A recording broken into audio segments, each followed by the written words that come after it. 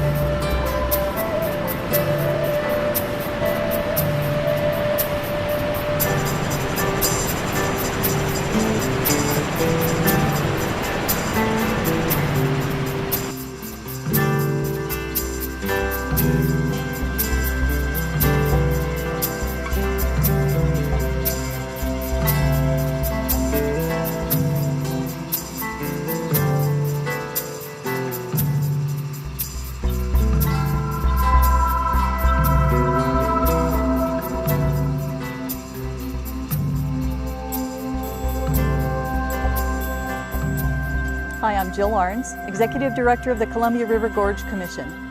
The Commission's a bi-state compact between Oregon and Washington, authorized by Congress as the Columbia River Gorge National Scenic Area Act. In 1986, this was a grand experiment, and in 2011, we'll be 25 years old, a human generation, and much has changed in these years. Timber harvests have plummeted. Agriculture now includes vineyards and wineries. Recreation and tourism are major economic drivers in the area, and the demographics have changed as well. The quarter-century milepost is one that gives us a chance to look back at our accomplishments, but also look forward to a future that we can help shape if we are active participants in the process. The balance of federal, state, and local governments in the National Scenic Area is as relevant today as it was when the Act was passed in 1986. As governor, I worked with Washington's Governor Mike Lowry to have our two states sufficiently fund the Gorge Commission. Look at the balance that we're always trying to find between development and protecting our natural resources. That ongoing dialogue is actually a great cauldron of activity that the nation, if the nation were to take the time to study what we've done here in the Columbia Gorge region, would be a model for economic excellence in the future. Change will happen. We need to guide that change and growth in a positive way where it's consistent with the intent and the balance of the Act. When you really have a place that is special and that's unique, that really is unlike any place else, you really should do everything within your power to protect it.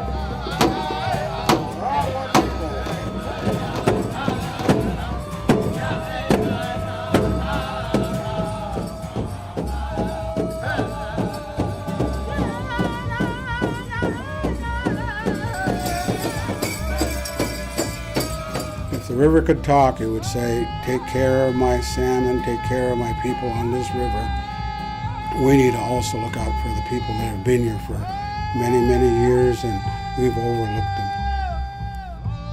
You know, the gorge is really a microcosm of the West, and all of the issues that we see facing the West as far as water, salmon, mining, logging, urban sprawl, air quality, they play out in the Columbia Gorge. They play out in this 85-mile strip with all the jurisdictions and all the special interests.